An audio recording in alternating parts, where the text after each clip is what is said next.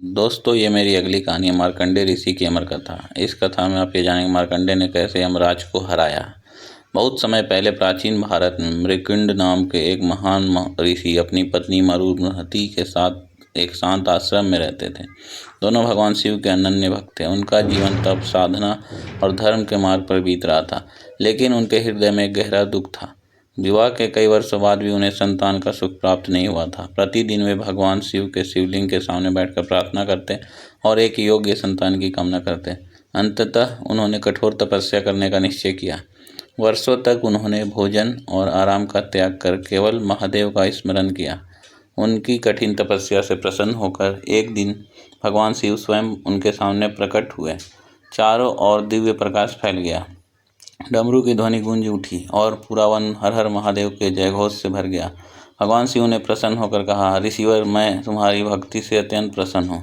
मांगो, क्या वरदान चाहते हो। मृकुंड ऋषि ने हाथ जोड़कर कहा, प्रभु, हमें एक ऐसी संतान चाहिए जो धर्मात्मा, विद्वान की परम भक्त हो। भगवान मुस्कुराए और बोले, मैं तुम्हें दो विकल्प देता हूँ। पहला, एक साधारण बुद्धि वाला पुत्र जो 100 वर्ष तक जीवित रहेगा, और दूसरा, अत्यंत तेजस्वी, विद्वान और महान भक्त पुत्र जो केवल 16 वर्ष तक जीवित रहेगा। अब निर्णय तुम्हें करना है। यह सुनकर मृकुंड ऋषि और उनकी पत्नी कुछ देर मौन रहे।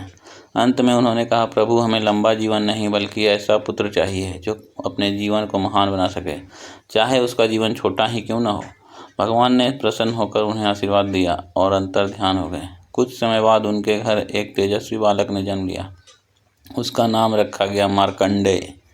बचपन से ही मार्कंडेय असाधारण थे। वे वेद, उपनिषद और शास्त्रों का अध्ययन बड़ी सरलता से कर लेते थे, लेकिन सबसे बड़ी विशेषता थी भगवान शिव के प्रति उनकी अटूट भक्ति। वे प्रतिदिन प्रातःकाल नदी में स्नान करते, फूल चुनते और बड़े प्रेम से शिवलिंग का अभिषेक करते। उनके मुख से हर समय ओम नमः शिवाय का जाप सुनाई देता था। जैसे जैसे मार्कंडेय बड़े होने लगे, उनका तेज पूरे आश्रम में फैलने लगा। दूर दूर से ऋषि और विद्वान उन्हें आशीर्वाद देने आते। सभी कहते कि यह बालक साधारण नहीं, भविष्य में महान ऋषि बनेगा। लेकिन मृकुंड ऋषि और उनकी पत्नी के मन में एक ऐसा रहस्य था जो उन्हें हर दिन भीतर से तोड़ रहा था। उन्हें भगवान शिव का दिया हुआ वरदान याद था कि उनका पुत्र केवल 16 वर्ष तक ही जीवित रहेगा। हर जन्मदिन के साथ उनकी चिंता बढ़ती जा रही थी। दूसरी ओर मार्कंडेय इन सब बातों से अनजान होकर केवल भगवान शिव की भक्ति में लीन रहते। समय तेजी से बीतने लगा। देखते ही देखते उनका 15वां वर्ष भी पूरा हो गया। अब केवल 1 वर्ष शेष था।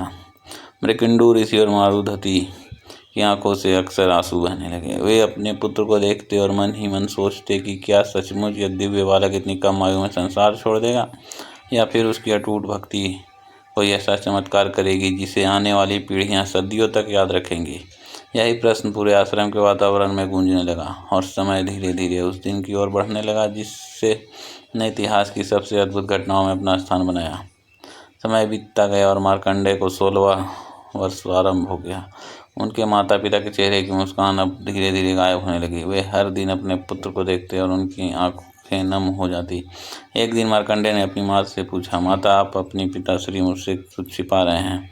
पहले आप मुझे देखकर प्रसन्न हो जाते थे, लेकिन अब आपकी आंखों में हर समय आंसू क्यों रहते हैं। माता मरुधति ने अपने आंसू रोकने की बजाय कोशिश की, लेकिन वे स्वयं को संभाल न सकी। उन्हें मृकुंड ऋषि की ओर देखा। तब मृकुंड ऋषि ने गहरी सांस ली और अपने पुत्र को अपने पास बैठाकर भगवान शिव द्वारा दिए गए वरदान की पूरी कथा सुना दी।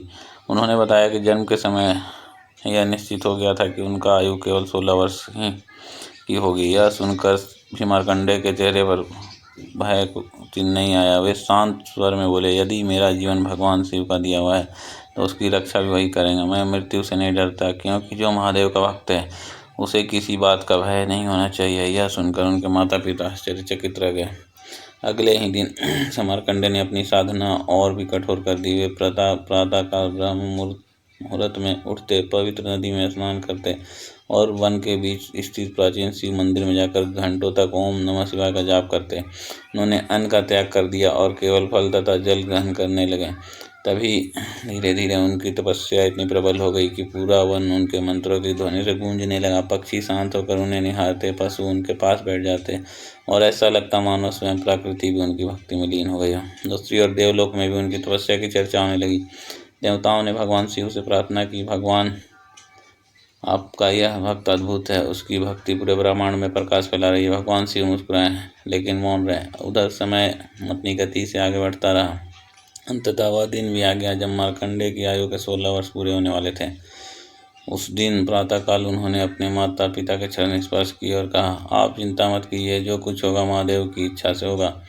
इतना कहकर वे सीधे शिव मंदिर पहुंचे। उन्होंने शिवलिंग का गंगा जल, दूध और पुष्पों से अभिषेक किया और दोनों हाथों से शिवलिंग को कसकर पकड़ लिया।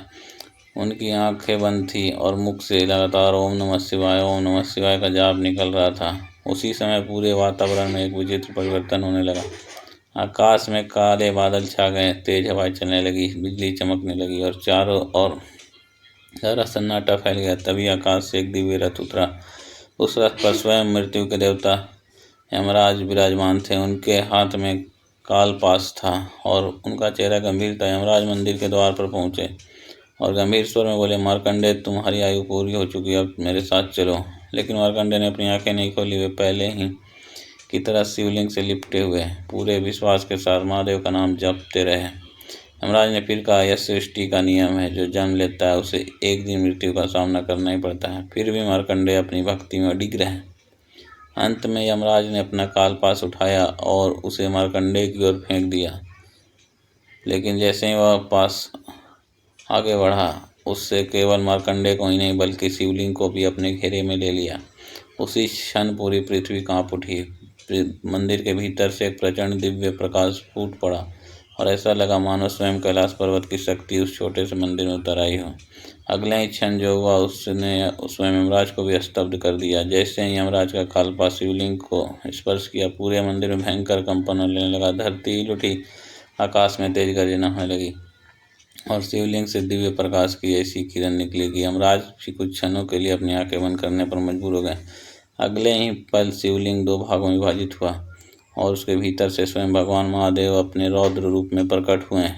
उनके शरीर पर भस्म, गले में सर्प, हाथ में त्रिशूल और तीसरा नेत्र अग्नि के समान प्रज्वलित था। उनके क्रोध से पूरा ब्रह्मांड कांप उठा। भगवान शिव ने गर्जना करते हुए कहा, यमराज, तुमने मेरे परम भक्त पर अपना पास डालने का साहस कैसे किया। महादेव का रौद्र रूप देखकर यमराज विनम्र होकर झुक गए, लेकिन उन्होंने हाथ जोड़कर कहा, प्रभु, मैं केवल कर्तव्य का पालन कर रहा हूँ। इस बालक की आयु पूरी हो चुकी है। सृष्टि के नियमों का पालन करना मेरा धर्म है। भगवान शिव बोले, धर्म वही है जिसमें भक्ति का सम्मान हो। जो भक्त पूरे मन, वचन और कर्म से मेरी शरण में आ जाए, उसकी रक्षा करना मेरा वचन है। इतना कहते ही महादेव ने अपना त्रिशूल उठाया और यमराज की ओर बढ़े। यमराज ने तुरंत अपना अस्त्र नीचे रख दिया और भगवान शिव के चरणों में सिर झुका दिया। उन्होंने कहा, महादेव, मैं आपकी आज्ञा का पालन करूंगा। तब शिव का क्रोध शांत हुआ। उन्होंने प्रेम से मार्कंडेय के सिर पर हाथ रखा। मार्कंडेय ने आंखें खोली तो देखा कि स्वयं भोलेनाथ उनके सामने खड़े हैं। उनकी आंखों से आनंद के आंसू बहने लगे।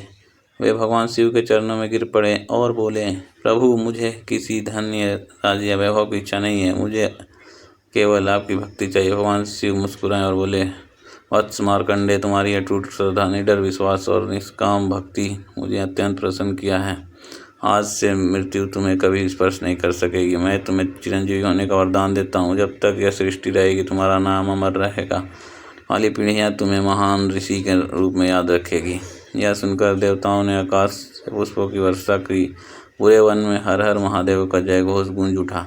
उसी समय मृकंडू ऋषि और मरुधति भी मंदिर पहुंच गए। उन्होंने अपने पुत्र को सकुशल देखा।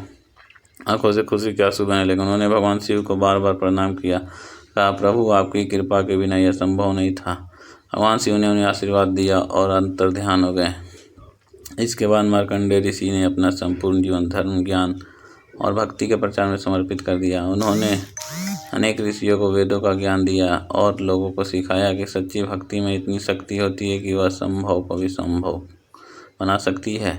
कहा जाता है कि मार्कंडेय ऋषि ने अनेक युगों की परिवर्तन आंखों से देखा और भगवान की कृपा से सदैव धर्म का मार्ग दिखाते रहे। उनकी कथा आज भी हमें यह संदेश देती है कि जो व्यक्ति सच्चे मन से भगवान की शरण में जाता है, जो विपत्ति में भी अपना विश्वास नहीं खोता और जो अपने धर्म पर अडिग रहता है, उसकी रक्षा स्वयं भगवान करते हैं। मृत्यु भी उसका भक्त का कुछ नहीं बिगाड़ सकती। जिसके हृदय में अटूट श्रद्धा और महादेव का निवास हो। इसलिए आज भी करोड़ों श्रद्धालु महामृत्युंजय मंत्र का जाप करते हुए मार्कंडेय ऋषि और भगवान शिव को प्रणाम करते हैं और विश्वास रखते हैं कि सच्ची भक्ति से सबसे बड़ा संकट भी टल सकता है। यही है अमर भक्त मार्कंडेय ऋषि की दिव्य और प्रेरणादायक कथा, जो हमें सिखाती है कि ईश्वर पर अटूट विश्वास रखने वाला व्यक्ति कभी पराजित नहीं हो सकता। दोस्तों, अगर यह कहानी पसंद आई हो तो मेरे चैनल को सब्सक्राइब और लाइक ज़रूर करें।